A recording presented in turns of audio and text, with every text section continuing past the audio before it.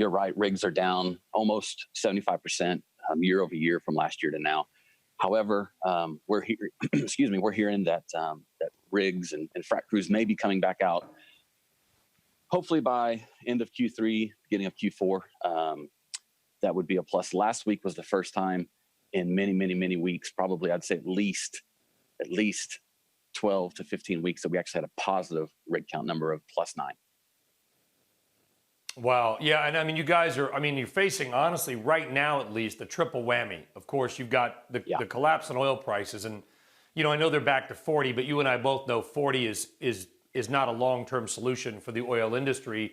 Of course, obviously, we got COVID and the fact that it's literally 110 degrees there. I mean, how hard is it to run a business in Texas right now? Yeah, it's difficult. You know, we're in the hydration business. That's what we do. This is the time of the year that we really are sending product out. You know, we're working with other companies. We are, you know, we're getting creative. We're sharing employees with people to offset cost. We're sharing warehouse spaces. You know, everybody's just looking at what can they do to get creative, to innovate, to cut the fat out of the business, and survive. Yeah, and so and by the way, your ice and your water right now are spectacularly needed with some of these temperatures and often record temperatures that we are seeing.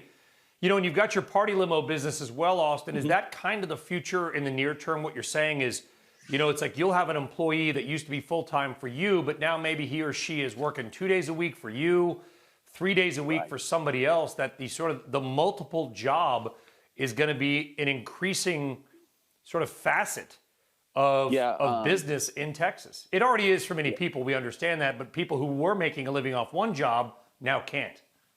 Sure. Yeah, I got a two-part answer. One, when I'm talking about sharing employees, so I'm sitting in Midland, Texas right now. My wine tour business is in Fredericksburg, Texas, a little over 4 hours away. So those are not sharing employees other than myself. I'm here Monday, Tuesday, Wednesday. I'm in the Hill Country Thursday, Friday, Saturday with that business. What I'm talking about in Midland is I have people who are in my shoes who own small businesses who, for instance, I may have enough work for 2.5 employees and he may have enough work for 3.5 employees. So we're sharing that half employee to offset that expense because we'd have to pay them 40 or 50 hours a week to keep them as an employee. So we're sharing employees with other service companies to help both of our bottom line. Is the limo business able to operate now? I mean, are you still able to at least take some people around in the age of COVID? Sure. So that's an ever-changing issue. We went at the beginning of COVID, we went 8 weeks with zero revenue. We could not operate at all as a direct result of the shutdown that we had. Then we opened back up, and the wineries, our winery partners were amazing. They did an awesome job of redesigning their layout. Most of them have tons of outdoor space with vineyard space. They opened safely.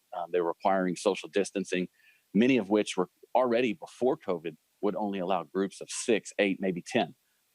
Now most are doing that. If not, let me rephrase that. All of them are doing that, restricting the group sizes. So we are able to open again. We are running some tours. We are not operating at what we were operating.